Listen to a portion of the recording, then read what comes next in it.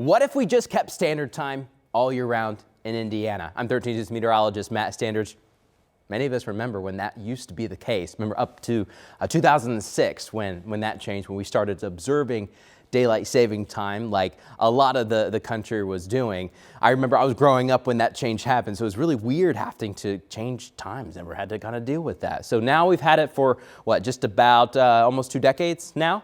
So the first or the second weekend of March is when we make that transition, and these are going to be the new sunrises and sunsets for when we start daylight saving time.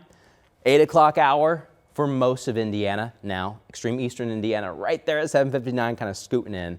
But then also notice on these maps, we took kind of a Sharpie and we drew the very edge of Eastern time to Central time. That was also something, if you remember, that changed in 2006. Some counties were kind of switched in what time zones they were in West Central Indiana. But inside these areas where we have Central time, so that's where you're going to see that difference. So for the sunrises, most of Indiana is at 8, but then once you get into the region, Northwest Indiana or extreme Southwestern Indiana, it's at 7 o'clock hour.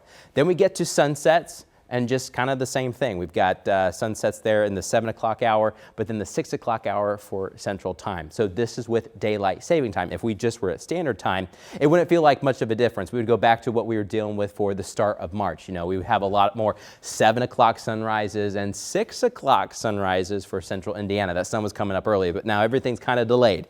Sunrises are delayed, sunsets are delayed, giving us a little bit more light at night.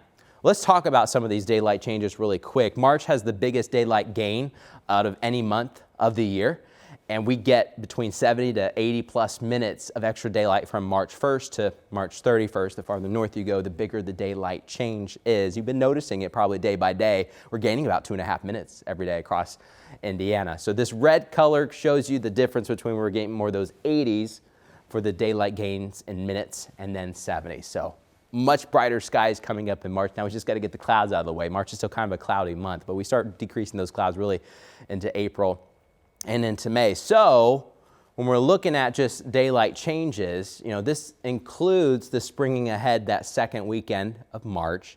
By the end of the month, we'll have 7:30 sunrises across much of Central Indiana. So this is for Indianapolis specific. I'm going to show you across the state here in just a moment. In the end of the month, we'll have those 8 o'clock sunsets. And then for folks in Central time, you'll be just 1 hour earlier. So it would be about 6:30-ish, give or take just a bit. And then 7 o'clock-ish for the evening. All right, so what if we just kept standard time? You wouldn't notice a difference in the winter because we're already on standard time. It's in the heart of the summer where it really makes a difference.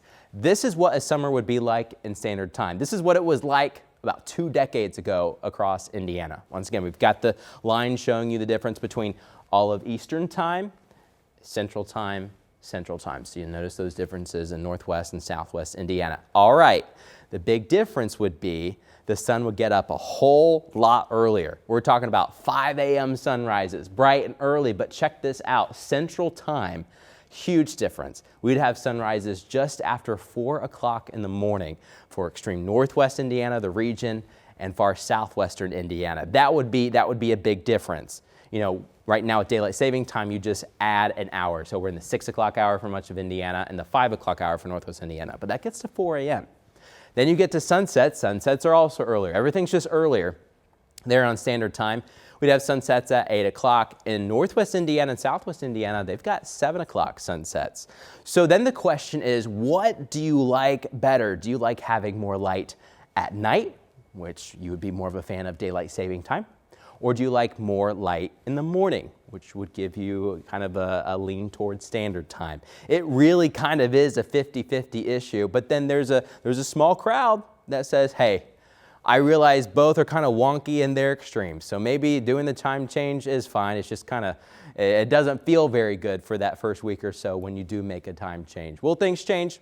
We'll have to see, but it really is a 50-50 issue, light at night or light in the morning. But this is what it was like 20 years ago when we stayed on standard time throughout the summer.